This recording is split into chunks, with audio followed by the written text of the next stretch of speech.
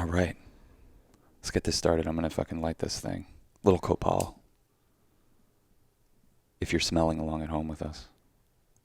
One day they'll have smell-o-vision. That'd be cool. The smell-o-vision was a thing already. It was? Mm-hmm. What happened to it? It kind of went the way of like the original 3D and all those things. Like there was a lot of gimmicks that that the studios were trying to get people to go. Oh yeah, I remember the theaters. first time going to 4D and like feeling like something was breathing on me, and I was like, "Whoa!" I was not expecting that. Oh, 4D, that the Transformers ride. Yeah, and then you get like spit on by like dinosaurs and stuff. You're like, "Oh, I'm not sure how I feel about this." Things like they have like little things that come and like touch your feet. Yeah. Yeah, it's fun. But why do 4D when you can be in 5D? I like what you just said. You were like, we're gonna just tell people stuff they already know, but we're gonna remind them. I think that's a pretty good description of what we do. Yeah, I like. I'm excited about this podcast. I'm excited about all of them, but this one feels particularly fun for me. Maybe I'm just in a happy place. Yeah. Having a funny time. You feeling good? Yeah, I feel great. You feel inspired?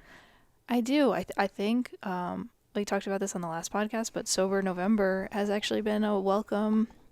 I wouldn't say reprieve, but a welcome like energy shift. Yeah, oh yeah, yeah.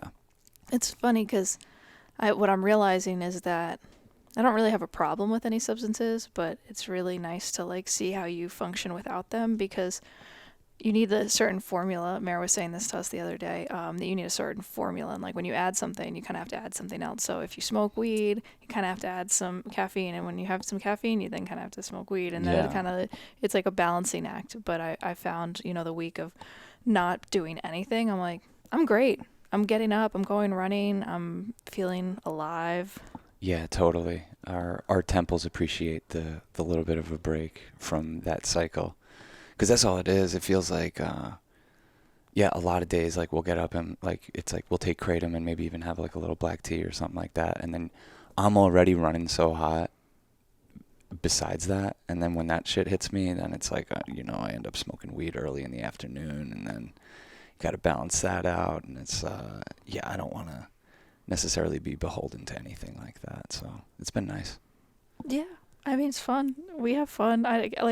For a second, it was like, oh no, are we about to have a lot of not fun? Yeah, And the first day, it was like, fuck, are we going to be yelling at each other and shit? Are we going to be like on each other's ass? And it hasn't really been like that. We're like halfway through this month already, and I've smoked weed. I smoked weed a couple times on 2 occasions, and both times it felt like fucking acid. Yeah. And it wasn't like, oh my God, I have to break. I can't sleep tonight. It was like, this is what would make this day super fun. And you only YOLO. You know what I mean? YOLO. Yeah. It's funny. We were up at my parents' house celebrating my little sister Katie's birthday, and they were like, "Oh, you're still doing that? How's that going? Like Sober November or whatever?" And I was like, "It's going. It's fine." And they're like, "You're not doing anything?" I'm like, "No." And they're like, "So have you learned anything?" And I'm like, "I've learned that I really don't have a problem. Like, I really don't. I don't have a problem with weed, that's for sure." Yeah, because we even smoked one day, because it was just like, today it was 75 degrees. We were up at this sculpture park. It was just kind of like, let's take this over the top. Why not? Yeah. And then you just do it, and then you're like, all right, the next day you pick it up. You're like, okay, I'm not smoking weed again. And it's not like, oh shit, I broke this sobriety pact. It's like, this month is like a more sober month, and you get to like define your own rules and be conscientious about your choices. And I don't know, I'm kind of grateful that we're like, oh, we didn't throw our hands up and say like, oh, well, we broke, so we might as well not keep it up. Oh, no, not at all. I think that's something that actually, I noticed growing up around AA, my dad going to AA. That's a thing that I think doesn't really serve everyone. That like, oh, I have 10 days sober, I have 10 months sober, I have 10 years sober. Like, to me, and I think my dad was very much like this, feels like a tightening of the tightrope. You Yeah, know, like you it have only, further to fall. Like you kind of like you're going up the ladder, and so you yeah, get kind of nervous because you're like, whoa, I'm like 10 years up here. You're yeah, fucking high. yeah, totally. I think it's something that actually, for some people, I think that the program, the way it is, works for a good amount of people, Yeah, obviously. obviously. But I think for some people, that level of sobriety to where you know to the day when the last time you did something was, it's too all consuming. It's too defining. It's like you have to put on this additional mask now of I'm the guy who has 10 years sobriety. Yeah. And I can't really speak to this from personal experience. I can just speak to it from what I've seen. When my dad slipped after 7 years, it fucking destroyed him because he just kept saying like, "Oh, 7 years down the drain," all this stuff, and I'm like, who cares? Let's just worry Mhm. about today. Let's just like Mhm. literally worry about this moment, not this huge chip on your shoulder that you were carrying around. Yeah, I feel that it's not, it's like, it depends on the person because for some people, if they do slip, it's like such a big deal. I think we were talking about this morning, that if you're kind of like having one sip of alcohol for someone could lead them to like smoking crack on the sidewalk, like within Yeah, like 5 hours. So totally. it's like they kind of do have to create this structure where it's like one day at a time, you know, slow and steady, Hmm. and then they want to celebrate their accomplishments, and so it's kind of, there's a balance to it, it Yeah, seems. yeah. I have mad respect for that, and I think what I've seen, like what my dad would do is like if he was doing good with his sobriety for say a certain amount of years, and then he slipped, he'd be so embarrassed, he wouldn't want to tell people. He would start lying. Right. You start lying, it's like you're starting this cycle of isolation where there's secrets, where there's something to protect. And you're And holding on to this badge that's like not even representative of who you you are. feel like a phony all of a sudden. And it's funny because I heard Theo Vaughn, the comedian, talking about this on his Mm-hmm. podcast. He was sober for a number of years and had a slip earlier this year, and was embarrassed to talk about it on his podcast, but only mentioned it about 6 months later. And I really felt for him because you could just see he was really beating himself up over all that time going down the drain. And it's like that time didn't go down the drain. That was like really beautiful, healthy, creative, inspiring time. Like, don't write all that off because you had a drink. Well, and that's where we had to kind of unpack the shame that we had about being like, okay, we're gonna smoke today. For a second we were like, okay, it's an awesome secret. We're just keeping a little secret, and Oh then yeah. it's like, I'm like, well, I I was like, can't. Cass, if you fucking get on the podcast and bust my balls about how we fucking smoked half a joint today, I'm not gonna be in a good mood about it. And you're like, no, it's okay. I won't say anything. Awesome secrets. I'm like, Yeah, but the okay. thing is, I also can't lie. So it's like, Yeah, that's what you said right before we got on here. You're like, if you're expecting me to lie, I'm like, no, I don't. I don't want to lie. I don't want us to lie to each other or our families or our friends or anyone listening to this. It's like, so the sobriety, I know I mentioned this last time too, but the sobriety that's helped me the most is Instagram. yeah, Because when I get back on there, I'm like, it's like starts this like cycle where yeah. I'm like a little mouse who wants a cookie. You know what I mean? I'm just going back and back You and can be back. smoking crack before you know Right? it. Go, but it's not that big of a deal. But when I've keeping it to Friday, which I highly recommend, not necessarily that your day needs to be Friday, but I even woke up this morning being like, oh, I'll kind of wait till even later. I got in there once this week to like repost some promotional thing for a friend of ours, but that's small potatoes, Yeah, small potatoes. yeah, totally. You know who did a great podcast about this? I don't really know anything else about this dude or his podcast except I heard this one episode. Is the actor, what's his fucking name? Dax Shepard. Oh yeah. Yeah, I listened to him on his podcast. He did one called Day 7 or like 7 days or whatever, Mhm. meaning he had just had 7 days clean. But previous to that, he had 16 years clean. Yeah. And he slowly but surely fucked up. And when he talks about the process of, all the justifications he would do, because during the story of him describing the 16 years of sobriety, he talks about how 8 years ago he had a slip, but it didn't count. And he figured out all these ways that it didn't really count because the doctor prescribed it. and he just took a little bit more than what the doctor prescribed, and he really only got stoned a couple nights on whatever it was. So he had built up this whole story that he was protecting, and not only that, he has this massive audience that's like paying attention And and going along with him. going probably along with him. Yeah, their yeah. own journey. So he didn't count that as a slip or a relapse, and kind of kept building off of those 8 years until he got to these 16 years, in which he, I think earlier this year or a few months ago, he fucked up, and and things were getting pretty bad for him. Was it pills or alcohol? Or? Pills. Yeah. Pills. Yeah, I mean, he says that his main issue is cocaine and alcohol, but he got way into pills from I think he had a motorcycle accident or something like that, and he had a lot of physical pain, and that's where it gets really dangerous. Is like the doctors will give you something that could end up ruining your life. Yeah. And it's not like they're going to be there for you.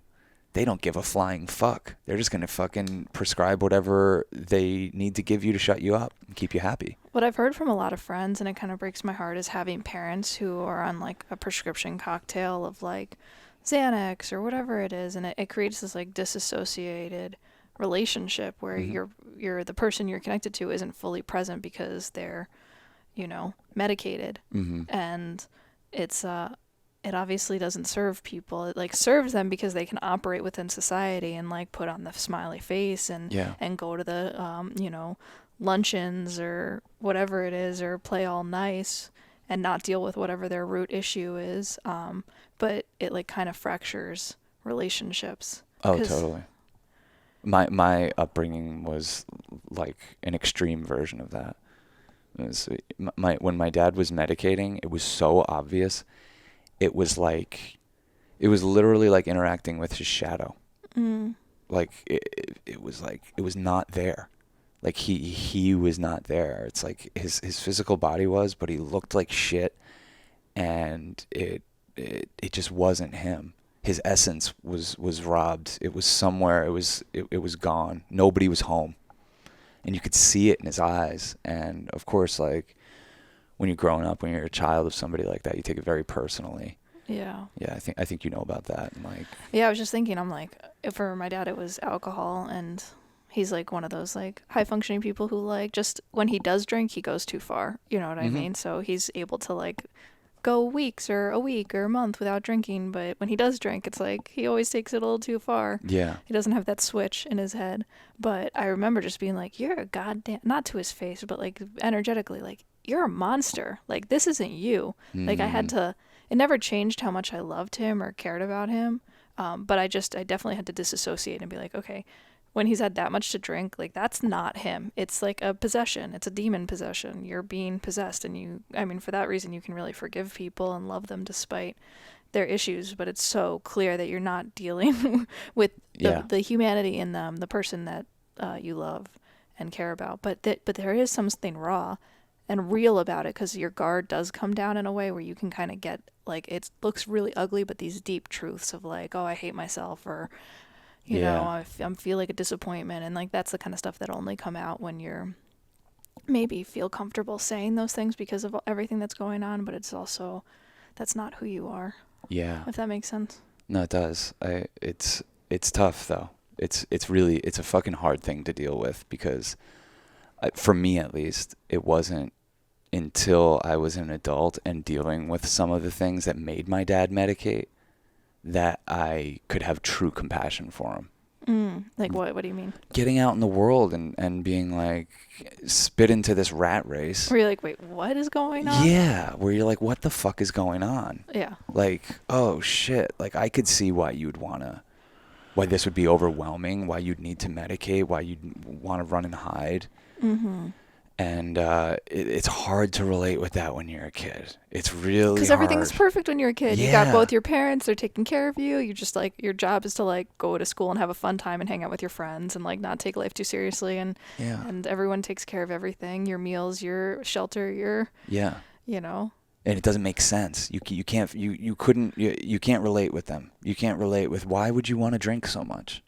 Yeah, like this place is awesome. Yeah, why would you want to check out? Yeah. Like I couldn't relate with it. I couldn't understand it. So it was like constantly beating my dad up about like, just clean up your act, and like really shame and blame, all that stuff to try to get him to break that cycle. And it's just not the way to do it. It's just not. So as an adult now, I understand more. I don't think I have nearly the pull towards addiction and reliance on things like that he does. And I can even see it when I bring around anything I bring around. You know, if I give my dad MDMA, he has a great fucking time, but he wants it the next day. Yeah. That I'm not like that. I'm like, that was a good one. Yeah. Let's look forward to the next good one in 4 months. Yeah, because it's so clear that there's something genetic and in your brain, but it's so clearly like a result of trauma and disconnection. And as we've come to better understand that it's like an environmental response in a lot of ways, is giving you a lot more compassion. Also understanding of why maybe your dad has gone through some things in his life that would make that more appealing to him than you don't. You're feeling so connected. You're in a, Yeah. you have your parents who love you, and all these blah, blah, blah, blah, blah, blah, blah, all the different things. Mm-hmm. Yeah, I think what we're all doing is just trying to get from the world the love we need. Mm-hmm. And that's really hard for some people who were never shown an example, maybe from their parents, what unconditional love was. So they can't feel it in their heart. They don't feel safe here. They don't feel at home, really. Right. And I say I can't relate with that. Like, my dad grew up in a way where he was cut off from unconditional love. He was treated like, his parents were very strict on him. They were like, there wasn't a lot of smiles. It was like very unforgiving type of. Yeah, his mom had him when she was 18. Like teen. Yeah, so it's a whole different thing. A lot of shame before she was married. Oh yeah, a lot of shame. She felt awful, and I think my dad was just always the example of her shame and the things that have gone wrong in her life. Yeah, a reminder of that. Yeah. So he gets spit out into the world, and he's desperately trying to find the love that he needs to make himself feel at home here. And there's lots of ways of going about that, but going down the path of drugs, it's too easy. It's too easy. It's been too easy for him, and that's why it's been so alluring his whole life. He'll still fuck around. I wouldn't be surprised if he fucking still fucks around. See, to me, drugs don't seem easy, because when I look at them, I'm like, your wife is yelling at you, your son's yelling at you, your daughter's yelling at you. There's nothing easy about that, Yeah, but we have no idea the level of pain and anxiety that person's going through. Yeah. Like, if me and my mom and everybody looking at him disappointed and begging him to clean his life up isn't enough of a motivation to not do it, then the pain must be pretty bad. So I'm always just trying to, not only for him but for me, to bring things around to how do I squeeze some compassion out of this? How can I learn about myself from this? How would I want to be treated? Mm-hmm. That's a real fucking thing when you're dealing with addiction. How would I want to be treated? If I was addicted to this thing and was the only thing that made me feel safe and at home here, and frankly, and no one likes talking about this, the only thing keeping people alive.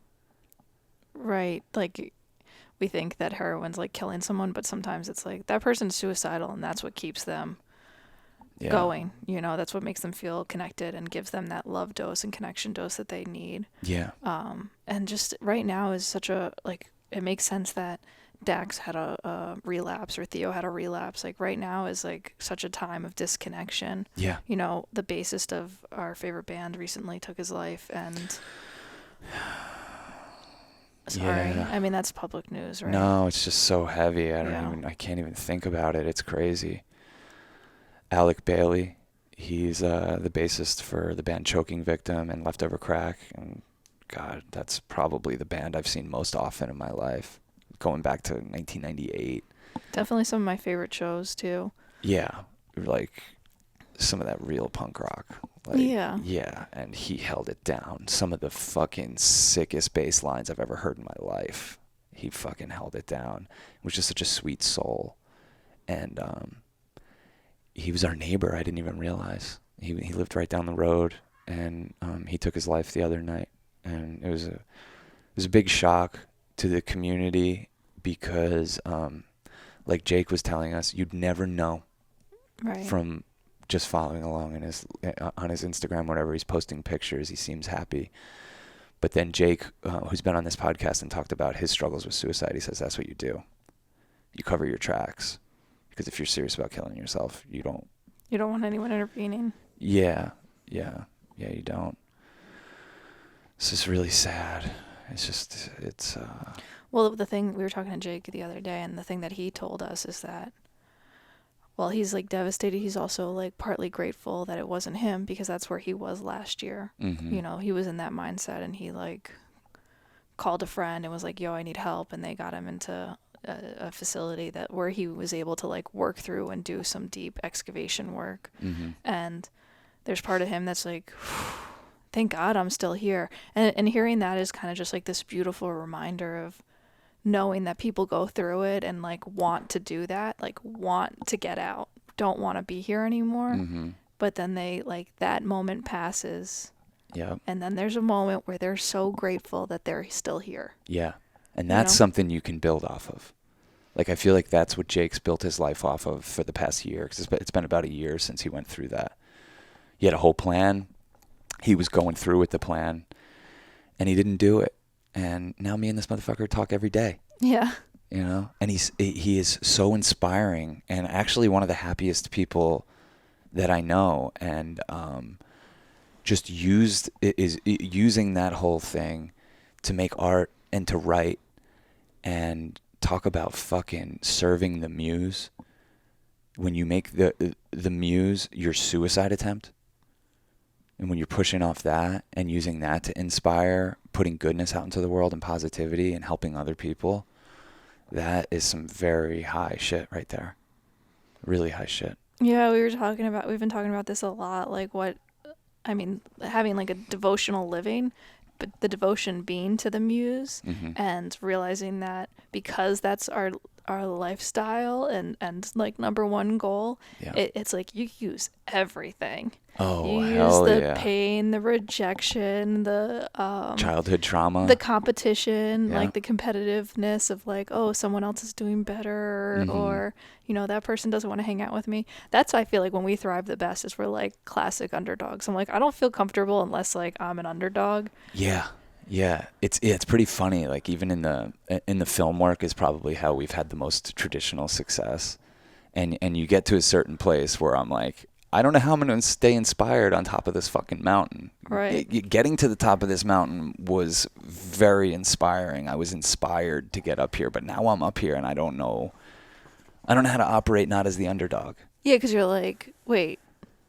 Because when you're the underdog, you have nothing to lose. I think Yeah. that's like kind of the best thing about it, Mhm. is like, you're like, all right, well, I can just fucking throw stuff out there, try things, and what do I've got to lose? I only got up to go from here. Yeah. And that's such a good feeling. And that's Yeah. where I think we like can still do this podcast, and with it being such like moderate viewership is just like, Yeah. we're like, cool, man. Like, Oh, you don't like it? Fuck off. You're Yeah, we just don't like- need it. We don't need you. well, we do need you to not like it so that we keep doing it, because we're like, well, all we can do is get better at this thing, and this isn't necessarily for anyone else except for us to like be able to get more in our own voice and try out new things. Move and energy. Move energy. Yeah. And that kind of feels like what it's all about. You know what the Muse loves is when you fucking move energy. Mm-hmm. Oh yeah. It'll reward you with inspiration every time if you're willing to do the work of moving energy. Because to me, all the Muse is it's lubricant to make art slide out of you.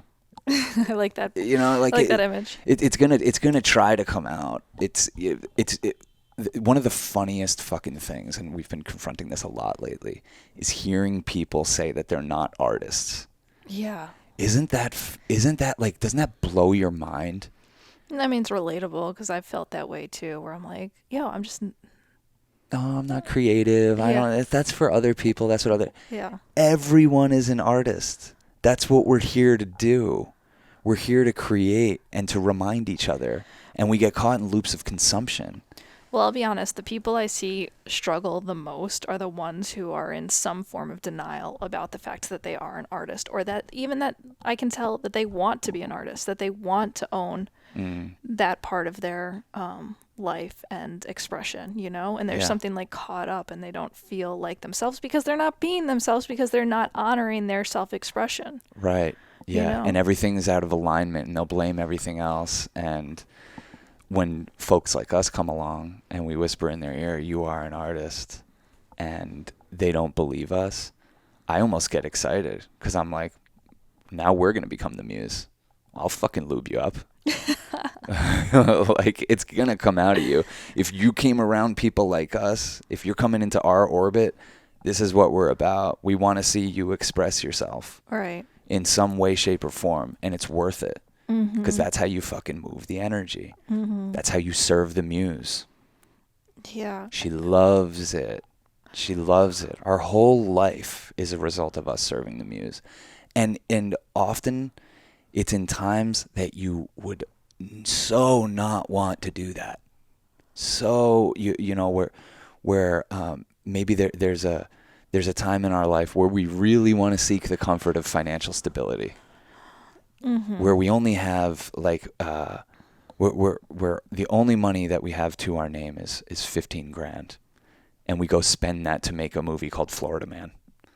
Seems fucking insane. It felt insane. Well, in fairness, we didn't know that was all the money we had left. We knew we were running low, but we didn't know how tight we were. We didn't know we didn't have it. next month's rent. Yeah, exactly. But think about what the universe felt by us performing that act of love for this, the muse that was whispering in our ear. Oh, it comes back tenfold every fucking time. Every time. And when we're like, and whenever we try to go about it like traditional means of like, all right, well, we'll do, we'll try to play the game well and try to do something that, I mean, we never do this, but, try to at least play the game of like, all right, what do people want to hear, or how do we want to approach people? It's like, if we're not confident and inspired and serving that muse, like, it doesn't come back. But even more importantly, what I've been thinking about is that the people that I look up to the most and who inspire me the most are those who serve the muse unapologetically. Oh, yeah. They like, I think I was thinking of Jeff the Brotherhood, this amazing band who just puts out all these incredible albums and knows that they have the capacity to be really popular, but then will do like a really like, what would you call it? Just, not poppy album. Oh yeah, like they could write pop hits left and right. Right. They could write number one rock singles. So they're like at the peak of their career, and then it's like, and they serve the muse. Yeah. They serve the muse. They take it in a whole different direction. I feel like that's what we've been doing with our films the whole time, and want to do with however we move forward is like serving the muse isn't serving what's going to get you the most capital or what's going to be the hit. It's like, what inspires you right now, what gets you excited, what lights your fire.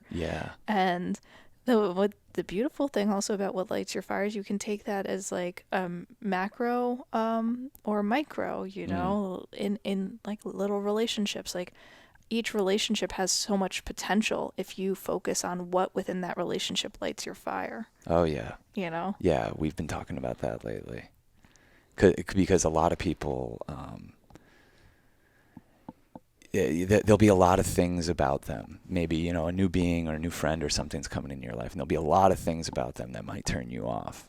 But what I've made it our goal to do is like, even if it's just one pixel of their being that ignites our fire a little bit, that's what we're going to focus on, and that's what we're going to focus on exclusively. And we're gonna let the rest of the stuff that maybe annoys us shed away, and just see and work from that little, even if it's just a little spark, work off of that. I mean, it's so important because everyone's so balanced. So the stuff that you really like about someone, they're gonna have like the equal amount of things that you probably don't like about them. Yeah. I mean, it's in myself, like the things I like about myself, there's like an equal amount of things that I don't like about myself. Yeah. But it's like, what are you going to focus on? Are you going to think about what... This is where it comes to hypnosis to me. Self-hypnosis, but also hypnosis in a relationship. I was thinking about this. I feel like I may be all over the place, but I'm just going to let it flow, whatever. That's what we're doing. We're serving the Muse, god damn it. Yeah, the other night we were cooking dinner together. And there's part of me that 7 years ago never would have thought you would have cooked dinner with me, that that'd be something we were doing together. Yeah. And Me too. yeah, but I realized that that didn't come from me being like, God damn it, Sean, like, I always have to make dinner. Why don't you help me? Like, blah, blah, blah. It came from me being like, making dinner is so much fun, and we can do this thing, Oh, yeah. and what kind of food do we want, and having a good time. So by me serving my own muse of like creativity in the kitchen, or having a good time, or realizing that I'm going to seduce you into the thing that I really feel like I want you to be doing, not out of a place of need, but out of a place of like, yo, this is really enjoyable to cook food, and you will enjoy it, not a place of like, oh, you're letting me down because you don't cook food with me. Yeah. And I think it's like kind of this hack within relationships is that like, oh, if you tell someone all the things they're not doing and you hold on to those things as if it's going to define the rest of your relationship, like you're at the beginning of a relationship and your partner like kind of leans on you to take care of whatever, you could either say, oh shit, complain like this is going to be the rest of your life, oh, that person's never going to do anything, or realize that everything is so temporary. That person isn't going to be the same person they are for the entirety of your relationship, and to end a relationship because they don't check this one box of doing this one thing that you think you need them to do is like, give them time, give them space, maybe seduce them into it. I think there's just like a lot of leeway that in our life that has allowed us to have a good relationship, and to have a good relationship in general, with the world, by not focusing on the things that maybe you're not jiving with, because it's just, that would be such like a self-fulfilling prophecy and curse kind of thing. Yeah. That's what I'm saying. Yeah, you don't want to fucking put hexes on yourself. Or other people. No. You very much inspire me. With the stuff in the kitchen, that's one thing. You make it look easy. Yeah, because I'm fucking hypnotizing you. I'm like, come on, we're gonna have so much fun. Yeah. And that's the people who like, that's what I realized, like those are the artists. We talk about this all the time too, but like how artists are artists in the kitchen and they just want to make things better. Whether you want to like bring it to Flavor Town or, take it to Bland Town. No, you very much inspire me. I mean, it started with that kind of stuff and just kind of seeing how you get into flow anytime you do anything like that. But now that you've taken it to painting, I'm just like in awe. I'm in awe that you sit there and you focus for that long. And it might not be always pretty, because sometimes you're sitting there cursing yourself. Sometimes you're sitting like, fucking, this is so hard. Every time I'm like, this is fucking hard. Yeah, but you're doing it because you can't expect at anything. I wish it were like this. You can't just download these skills. You need to fucking do it. You really need to do it. You're naturally inclined, or you're naturally kind of gifted visual artist. But it's I wouldn't say so. Like, it doesn't come out of me easily. Like, I doodled with markers for like however many years, and I was like, well, I'm not getting anywhere, but I really like color and I really like cute things, and I'm like, I'm gonna put my mind to painting this cute thing, and I can see I'm not great, but I can see myself getting better, and it's so rewarding and satisfying. And I feel that you create so much space for me to do that because we've devoted ourselves to the Church of Chill. Yeah. Yeah. And you playing music, and it's just like when we put on an episode, we make an episode or whatever, it creates all this space. And in that space, I'm just like, it's like a time. Talk about serving the muse, serving whether it's like the colors and the paint and letting things kind of flow, or deciding on a thing and just taking that space to show up in that way. And a lot of people do, and I think that's like the coolest thing about the Church of Chill, is that people listen to this show and use it to paint, or make some sort of art, or maybe be out in nature hooping, Margot. Yeah, or do some hooping. God. And so can I just take a second to say like big thank you to everyone who is a patron or on our Patreon, what is it, patreon.com/Church of Chill, if you want to become a patron. But thank you so much to everyone who is one. Yeah. Because it makes us feel like this is a thing and it's something that's growing, and it's really awesome. Yeah. And I can't thank it enough. Yeah. Yeah. Sorry. Side note. Okay. I'm just following your lead. It seems like you're the one with wind in your sails right now, so I'm with you right now. No, I just wanted to say that thing. Yeah. What's been making you feel inspired lately? What do you feel like yours muse is? It's always people. Mm. Yeah. I mean, it's music, but when I'm impressed by the music, I want to know more about the person. Like, I listen to Frank Zappa, and I'm like, what's this guy's deal? Like, how is this here? How did this manifest into our reality? Right. And you look into what he was all about, and all he did was serve the muse. Yeah. Yeah, he let other relationships, Yeah. it's funny. People come off like an asshole when that's all they do. That's all Neil Young did Yeah. was and does is serve the muse. And he might come off like a fuckhead to anyone that's ever played in a band with him, anyone that's ever managed him, anyone that's ever interviewed him, his fans, whatever. But we're very thankful for the art. So we all keep showing up for it. He's still writing some of my favorite songs. Oh my God, we saw him live a few years September 2018. Yeah. And like incredible set. Like he was fucking blowing our mind. But there was one song that stood out in the middle, and I remember you leaning over to me and be like, "What is this song?" Yeah, like we need to listen to this again. I was like, I don't know. Neil Young has a lot of songs. I don't know what this is. We look it up on the set afterwards. He was premiering it that night. Yeah, he had just written that song. I was like, good Lord, man, this guy's 75 years old, and he's still fucking producing things that touch you in a way that only a person like that is serving the muse on that level can. Yeah. Because it's a discipline. It's a discipline to like cut through all the bullshit and fucking really make someone feel something. And that's what art's about. Yeah. Make them feel something. It's not about accolades and validation and money and all that stuff. That's a different set of motivations than what serving the muse is. It's so clear to me that in a lot of ways we're here to create, whether it's, a painting or maybe a new way of structuring your community. Like there's so many realms in which to be creative, but like that's like why we're here as people, to contribute in that way. It's what seems to differentiate us from every other thing on this planet. Totally.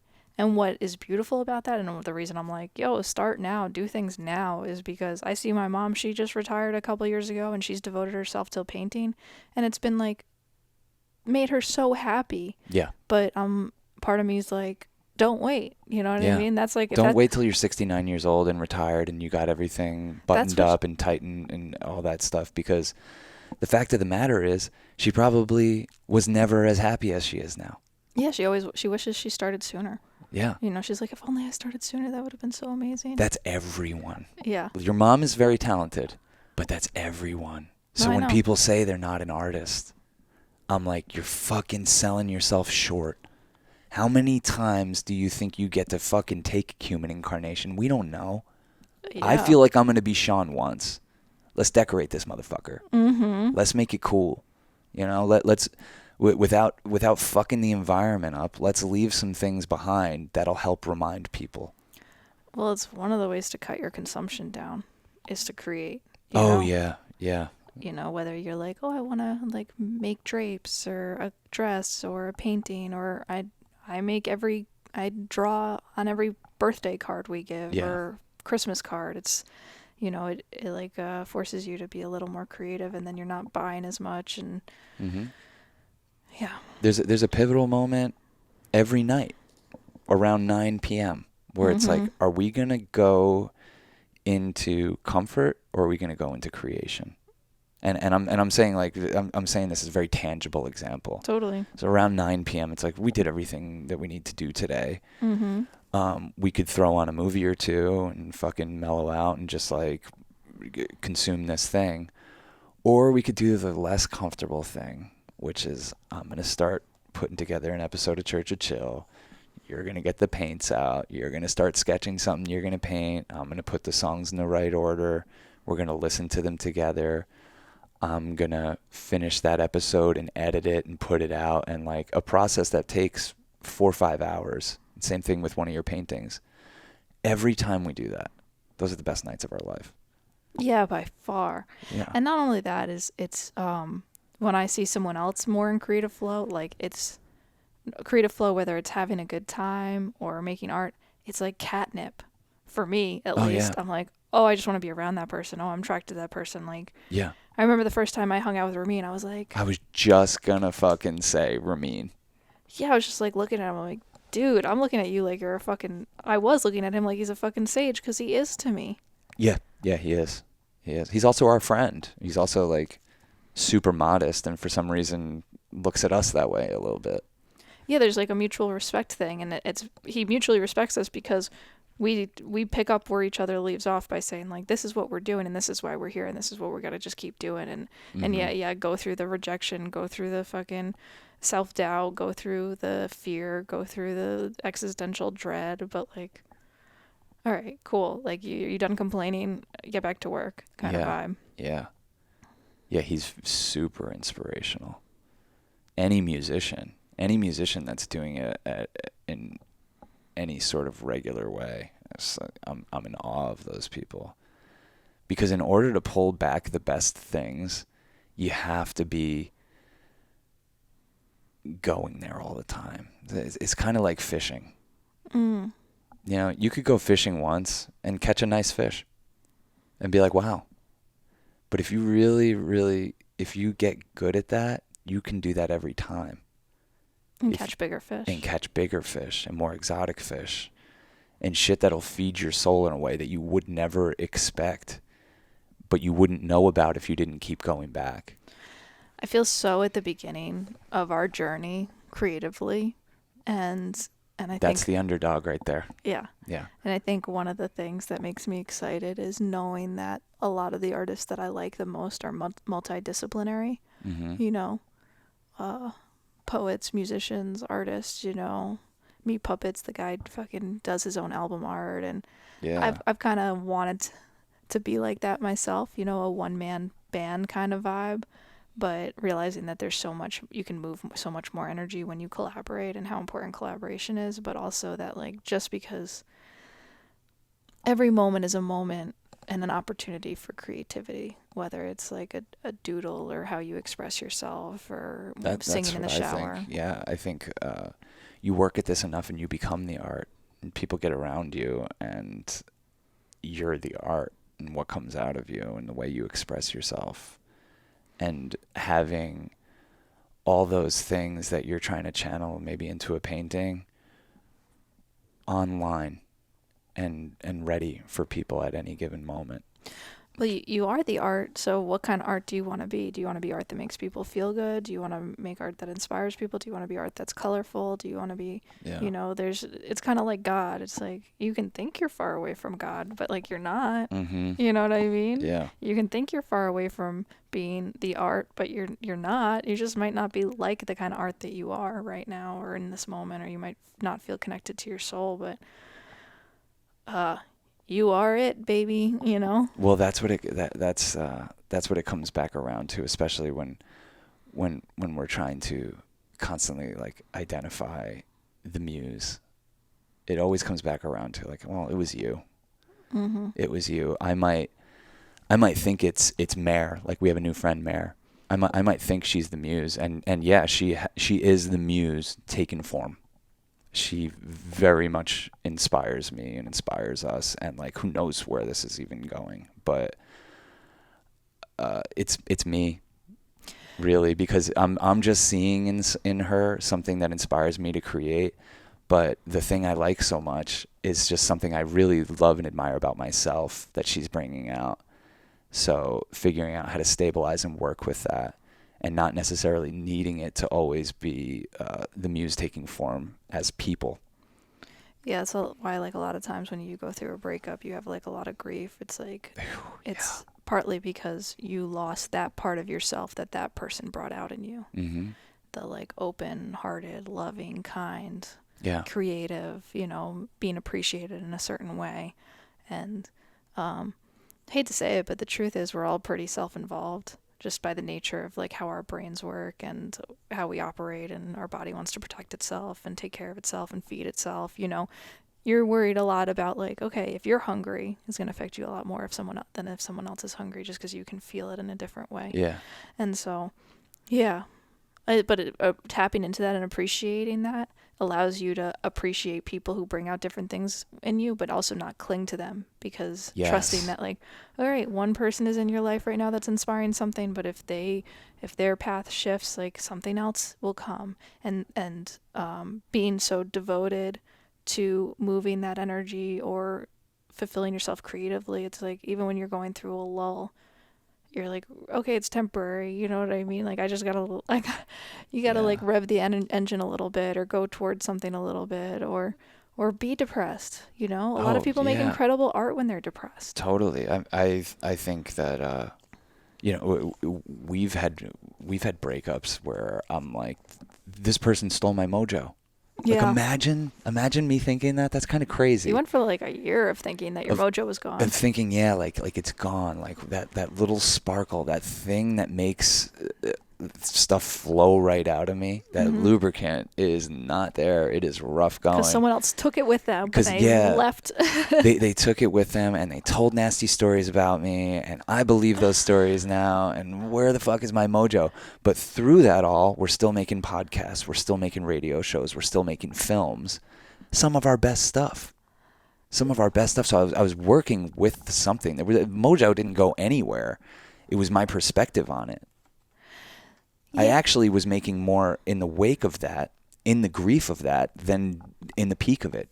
Well, and probably stuff that is more relatable, you know? Yeah. And probably sharing a part of you that is more relatable, because when you are feeling disconnected or sad or depressed, it's kind of a very relatable emotion. Like, we've all as humans felt those feelings and know what that feels like, and also still feel the pain of that. You know, you can be however many years out of a breakup and still hear a sad song and like let it take you back and let it like connect you to the larger human experience and how connected you are to so everyone and everything. We had a friend over the other night who's going through a breakup, and she's just like, she's fucked up over it, and I get it. But to see even over the course of that night, her spirits change from being around us and being encouraged, and hearing herself say stuff about the relationship that she would have never said to anyone otherwise, moving that energy, unclogging the drain. Yeah. You could physically fucking see by the end of the night she was a different person than when she came in here. Because we helped her move that energy, and we helped remind her, and deflating some of those nasty stories that can get really sticky. You know, your ego loves that shit. When it has an excuse to protect your tender heart from putting yourself out there, it will take that excuse, it will build that story, and it will build upon that story. So when you see one of your friends pouring a nice foundation of self-pity and negativity to build their castle on, you got to figure out a way to subvert that. I think it's a super important thing to recognize and help each other with. Well, that was so funny about, you were talking to Jake the other day, and you're like, one of the things Jake says is that, you know, after our podcast, and he kind of shared his story publicly, that a lot of people are coming to him and saying like, how do I, you know, I'm having a hard time. Or whatever. He's like, I've become a counselor ever since I did your podcast. He put himself out there. He talked about his lowest moment. Yeah, but what is the first question he asks people? Do you meditate? And they say, "Oh no, I couldn't. That's not for me. Not me." So, what kind of disservice are you doing yourself? Well, the whole idea is that like that is like probably the best thing you can do for yourself, and that's what he would recommend to people before anything. And because you don't need anything to do it, you know. And you literally are wading through the shit, the stories, the unhooking from a certain level of awareness, and bearing witness too. And talk about catching big fish, you know. That's David Lynch's book about TM. You know, he's like a big part of the Transcendental Meditation Foundation, and that's what he does. he says that, the deeper you go and the more often you go into meditation, that you can listen for not like, okay, you get one spark of an idea and you could like pull that one up, or you could just like let that one pass and then get a deeper fish, a bigger fish, Yeah. Yeah. You watch his work and you can see he did that. Totally, totally. To the point where some of this stuff is like, I can't process this. I can't understand it. My heart feels it. I'm feeling all the feelings, but on this plane, I don't know what's going on in this movie. Right. Yeah, no, I'm not even the biggest David Lynch fan. I think it's a little dark for my heart, but Yeah. it's still, he's obviously a very respected artist. I mean, some of the songs that he's helped birth, or does he write the songs? Like, how does he writes these fucking I'm like, wait, fuck directing. Like, you're a musician, man. You know what I mean? But he's all of it. He's a painter. He's a musician. Well, he's a filmmaker. Yeah, like our friend Forrest, who did that amazing painting with the tiger, he like sent these incredible songs over quarantine, and we're like, oh my god. He had never made music before, and he came over here one day to drop this painting off, and we said, we're like, yeah, we're going to try to make an EP by the end of the month, musically. We don't know how to play music at all. And we're like, we're doing a EP by the end of the month challenge with a few friends. And he actually did it. And he did it. He was the only one that did it. Yeah, we're like, wait, we don't even. And he's sending us these songs, and we were like, holy shit, dude. This was just lying dormant in you. And all we did was kind of give you permission to go there. And he used us as the muse and wrote this EP. Yeah, and that's such a reminder, because he was like not feeling painting for a minute, and he did that in lieu of painting, and that's kind of the reminder I'm feeling, calling, is that like, all right, maybe you're not feeling particularly inspired in your medium of choice, but just keep the energy moving, try something else, try painting, try singing a song, try writing lyrics, Yeah. Creating over consuming, it's what we're about to go into. A lot of time that we have, there's, as long, even with the days being shorter, there's a lot of time in a day. And how do you want to remember using it? How do you want to look back on this time? Oh, I saw that series that I can't even remember. I'm not saying that we're, don't watch TV, but it's like, is that the dominant thing you want to remember about like your time? You know how like they say your life flashes before your eyes when you're about to die?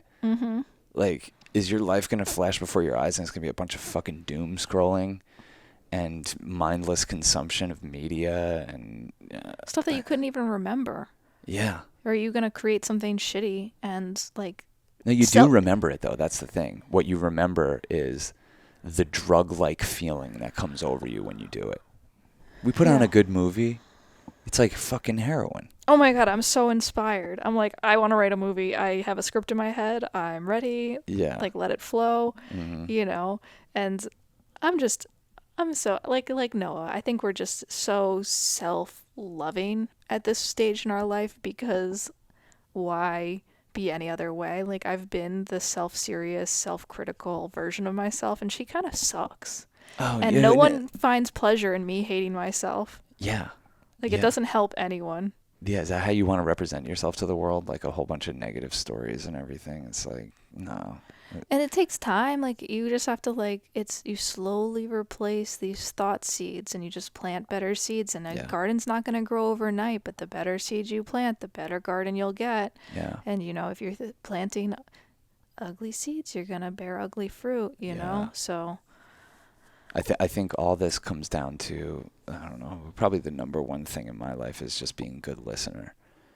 Because when you're a good listener, you can start to see the muse and hear the muse everywhere. Right. You realize it's coming at you from all angles, and that it's an inside job. It's coming from the inside, outside, every which way. When you're listening. Yeah. When you're not consumed with your own stories, with your own hurdles that you've put in your own way. One of the things Jake told me is he's good friends with this guy, Rich Roll, who's like this plant-based athlete, like super inspirational guy. And Rich Roll says, like, if one more person asks me, what type of shoes do I need to buy so I can start running, I'm going to fucking lose it on them. Yeah. Because the truth is, get out there and run a mile every day for a week. And then you tell me what kind of shoes you need. Right. 'cause you don't fucking need anything to do this stuff. You don't need anything. Well, that's like with documentary. I'm like, anyone who has written us in the past, I'm like, oh, you got a cell phone? Cool. Like, make a movie, man. Like, I you know. got this. Like, it's I not know. that far away. Like, some of the most, the technology in today is so advanced from where it was 20, 30 years ago that Yeah. you don't realize you have a movie making device in your pocket. Mhm. And if you think you want to make movies, make a movie and Yeah. like learn from that experience, you know? But what those people are saying to us in actuality is, I'm not inspired. I'm motivated. I'm ambitious, but I'm not inspired. Because anyone asking me, if they finally somehow get my ear and I pay attention to them, and their question is, what kind of camera and lenses do you use? I'm like, okay, you're just basically telling me you're not inspired. Yeah. That's all you're saying. That you want to know the shortcut. You think that the shortcut to me making you feel something through my movie was the camera and lenses I chose. And I think that's why we've made movies on our cell phone now. And want to make more ones. And people ask me, what camera and lens did you use? iPhone 6S. Okay, so what's your excuse now? iPhone 6S. I bet you have a more advanced cell phone than I do. Yeah. So what's your excuse? How come you're not inspiring me? Yeah. How come you can't admit that my shit just made you feel something that you hadn't felt before, and that there is no reason to attribute this to technology? Yeah. I mean, I so believe that it's hard. It's easy to get hard on yourself because I've realized, like, what's your excuse? What's my excuse for not writing the song? You know, what's my excuse for not sitting down and writing the lyrics or feeling the music? I just am like, all right, well, that's what I need to devote myself to, is creating more space for that garden to bloom, for the muse to come visit me, to realize that, I think we've talked about this on the podcast before, like, you want to create a receptive temple that this elusive muse will be like, she's a good person to come to, because these ideas aren't necessarily self-generated. They come to us. They're the artists talk about it as a visitation often, or someone like whispering in their shoulder, or like a gift that comes. Yeah. And in order to receive that gift, you have to create space to do that, you know? And so it's one of those things that I'm like such an optimist. I'm like, I feel so good all the time, because even when I'm not creating, I'm like, well, it's my own fault. You know what I mean? Like, Yeah. it's my own fault. Like, I can shift things. I can stop doing this. Like, I can create space because I've touched just enough glory. Like, I'm not a songwriter, but I've written a song. Yeah. And there's part of me that gets like a little heartbroken that I've only written that one song and that we didn't finish our EP. But then there's part of me that's feels so good, because I'm like, all right, that's there. I know it's there. It's like seeing a peek behind the curtain. Yeah. It's like, I've seen a peek behind the curtain. Like, I have the capacity to let music flow out of me and write a song. When you've created the space. Yeah, and if I'm not doing that, I only have myself to blame, and I kind of love that. Yeah. You know? The thing that one of the challenges in everything we're talking about is creating the space for the muse to come and visit you. Is having your temple in working order so she can come and bless you with the next big thing. Because I think creating that space is often where someone has to make the hard decision to turn away from comfort, to turn away from the job that is obviously pulling their spirit out of alignment, to shed the boyfriend who is borderline abusive and manipulating them, and you're caught up in their games, to whatever it is, to stop eating like shit, to exercise more, to start a meditation practice. The process of creating space, like, I really do, I think of it like bringing a bulldozer in to like a city of bullshit that you've created, and just saying, I'm gonna knock over this building that I've fucking built and decorated over my lifetime. I'm going to take that down. I'm going to clear out some of these people and those energies, and I'm going to make the space for something bigger and better to happen for me. And it's not going to happen right away. It's not going to happen right away, but you will feel the shift in energy right away. I mean, and if it was easy, wouldn't everyone be doing it? You know what I mean? Like, if you're listening to this podcast and you made it this far, you obviously want us to be giving you this pep talk. Yeah.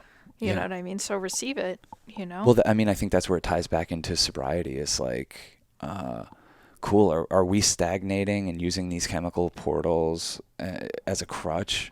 Like, what's it going to be like without them? Let's try a month of clearing that space and seeing if we can catch a big fish and have the clarity to know that and to do something about it. This is my relationship with weed. With weed, no, I'm just going to share it. It's not serious, but with weed, I get flooded with so many fucking ideas. Yeah. And creative thoughts. And I was so grateful when we smoked. We'd gone like over a week, and then we had this day where we smoked like half a joint and went for a walk. And I was like, wow, like I'm humbled, grounded, creative. It's a shift in consciousness that is like very welcome and necessary. And I'm glad I didn't have some ridiculous idea that I needed to go to a month to like abstain. Yeah. But I do realize that part of an idea and an idea coming to fruition is holding it.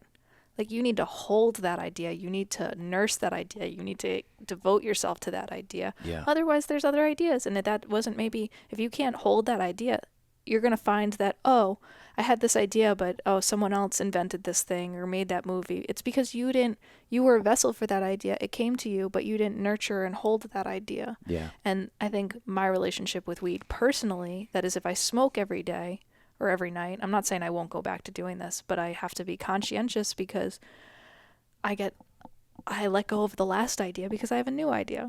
You know? Yeah. No, I know. You're very much like that. I'm almost the opposite. Yeah. Like, I don't even like to speak my ideas unless it's something that I'm going to pursue doing. And it's almost like that's the litmus test for me.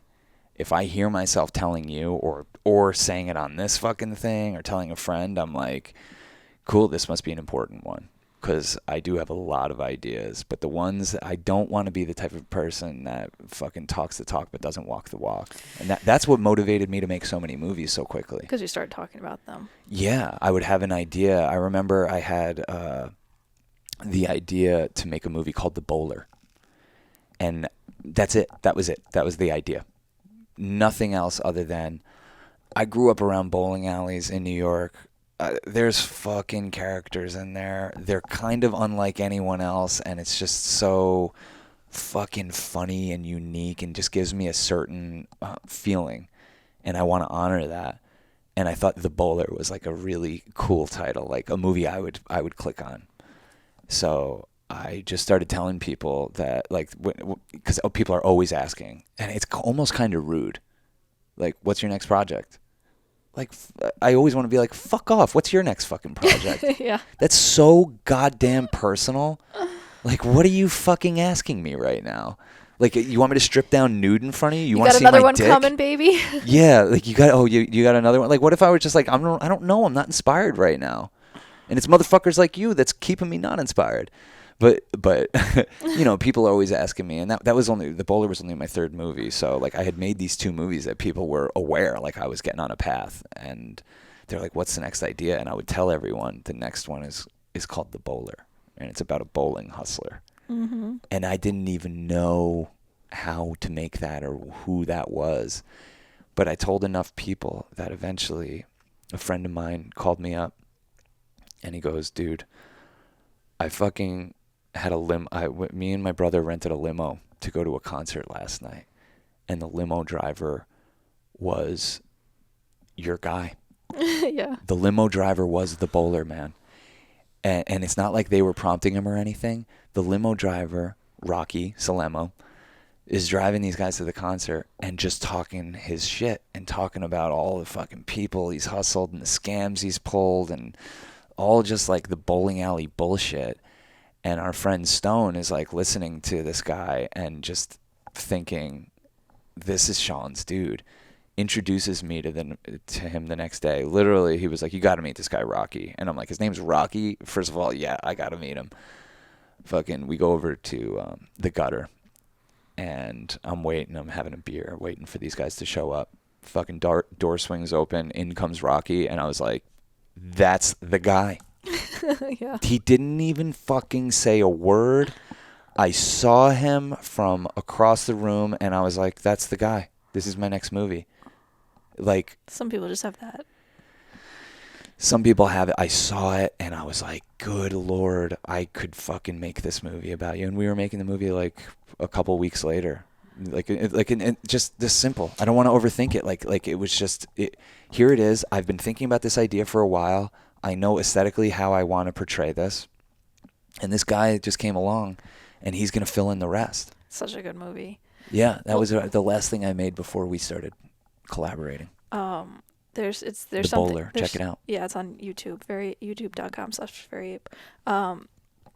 There's something to be said then about serving the muse and being like, I'm going to speak this, and then she's going to come back. Like, I'm not going to be shy and say what I need, because if you say what you need and you ask for it, Yeah. you asked your friends, the universe, like, send me this bowling guy. Mm-hmm. And there's no coincidence that he showed up, you know? Because you put it out there. Yeah. That's so great. You should read that Terrence McKenna quote. That Oh, reminds cool. me. Yeah, I will. Pull this in.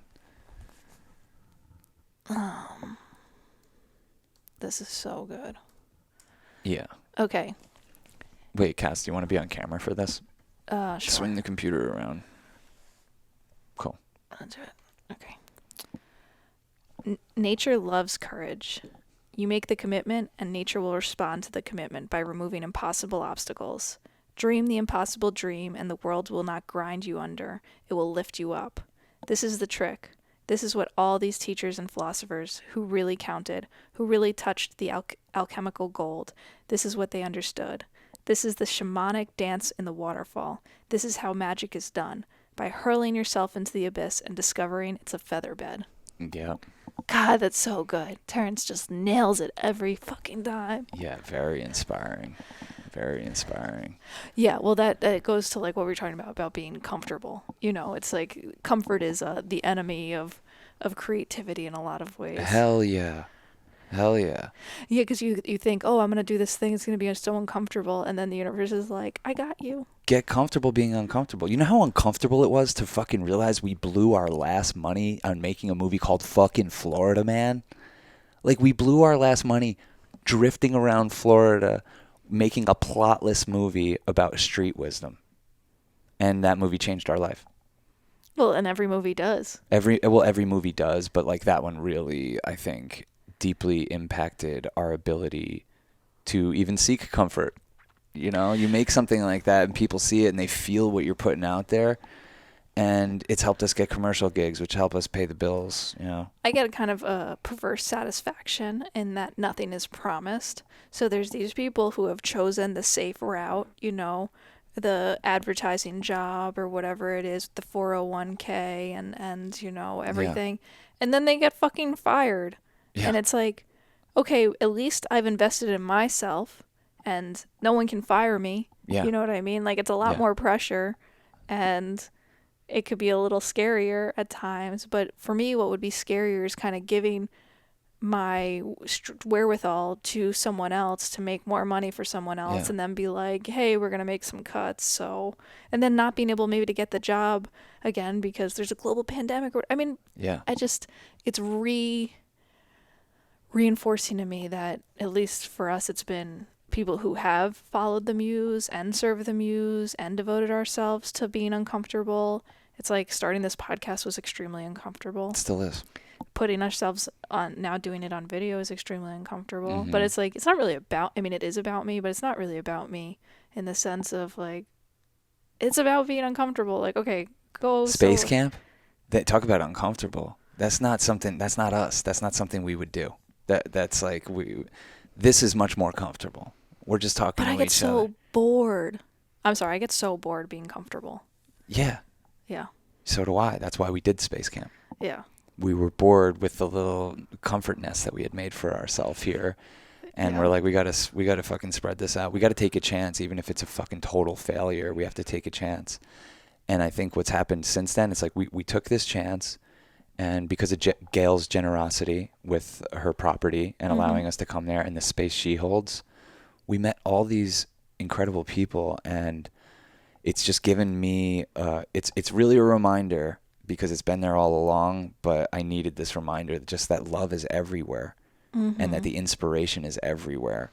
And it's a matter of you just You're not going to change the landscape, but you can change the lens continually. And you can change the lens to where you're picking up on this stuff. Totally. Where you're feeling the love everywhere, where you're feeling the inspiration. And that way, when the muse does come and sit on your shoulder and whisper a sweet little ditty in your ear, that you can be a good vessel for it, that you can get it out and manifest it into the world and help other people do the same. Well, that's why this podcast conversation feels so selfish to me, because I feel like if I've inspired anyone, or if we've inspired anyone by just talking about the importance of art and valuing your artistic capacity and expression, that if I get to see it, if it somehow then exists in the world and then I get to be a recipient or an audience to it, it's like, thank you. Oh, yeah. This is like a more beautiful universe, and very special, because you're so unique and your perspective is so one of a kind and important. Yeah, it's such a beautiful thing. It is selfish because it's like me reminding people that they're artists is selfish because I want to see their art. Yeah. Because I not only want to see it, I need to see it. I need to see it to keep my shit going. Yeah. And we need to not stagnate. And as a community, we need to not allow ourselves to do that. And whatever the expression is, small or large, making movies is a big expression. And it takes a lot out of us. It really does. You know, thank God we found this medium. Yeah, this is like a whole new art project. It's like I'm not saying that we're not going to make movies. Obviously, we're trying to make movies. We're trying to... Hell yeah, send a prayer for us. We're pitching to Netflix on Tuesday. We just had a good pitch with Discovery Channel. And we're trying to make a series or a film called Can't Go Home about homelessness. Okay, yeah, we're putting it out there. I'm putting it out there. Yeah, no. we definitely, we're trying to make something called Can't Go Home. It's something we've wanted to make for years. And it's something that I feel like we're ready to make. It's something that's been near and dear to our heart for a long time. We've had this idea for a long time and the approach that we want to take. But I feel like in order to honor these voices and to really truly shift people's consciousness, we need a little more resources than what we would normally approach a project with. I mean, not only do we need resources, we need an audience. That's the thing. And that's we the thing. need to know that people will see this. That's why instead of just doing it and putting it on YouTube like we do with The Bowler or American Juggalo or Florida Man or Cam Girls. And it's like, yeah, people will find it when they need to find it. This is so important that it's like, no, millions of people need to see this as it comes out because that's how urgent this is. Well, also, when it's, I feel like you can't get the same viewership you used to be able to. I'm not trying to be defeatist, but it obviously is a different kind of world. And it's like not a reason to feel sad for yourself. It's a reason to just get more creative. And there's no barrier between us and an audience. We just need the resources to do it properly. Yeah. Yeah. And they're here. They're here. Like the fact that we're even having these meetings speaks well to how our career's gone. I hate that word. Career. I'm not a careerist. I'm an artist. And that's the thing. I wasn't always an artist. I was, for a while, a filmmaker, but not an artist. You know? Do you know what I mean? You know the difference? Yeah, like when you're saying something. I mean, when you're communicating something, when you're making people feel something. Yeah. When it's not about, when it's not motivated. It's very pure. It's very pure. It's not motivated by any bullshit. Yeah. Well, that's where right now with my painting, I'm like, I'm painting, but I'm not necessarily. I'm working towards communicating something bigger and making people feel something. Right now, I'm just trying to get the skills in place to have a larger vision. Yeah, you're laying the groundwork. I hope so. Oh, for sure. I hope so. Yeah. Cool. This was fucking awesome. Thanks for doing this. Thank you for doing this. Yeah. Thanks for listening and watching. Move some energy. Send a prayer out for my sister Caitlin and for her healing. Always. And that we have a number of projects out there, but that we can make Can't Go Home. Yeah, and I want to send a prayer out to everyone who's listening that the dreams you have and the artistic vision that you have, that you move the energy and you make things come to fruition, and because we want to see it. Yeah. So get to work. You are an artist. You are an artist. Yeah. I love it. Yeah. Peace and love, y'all. Peace and love.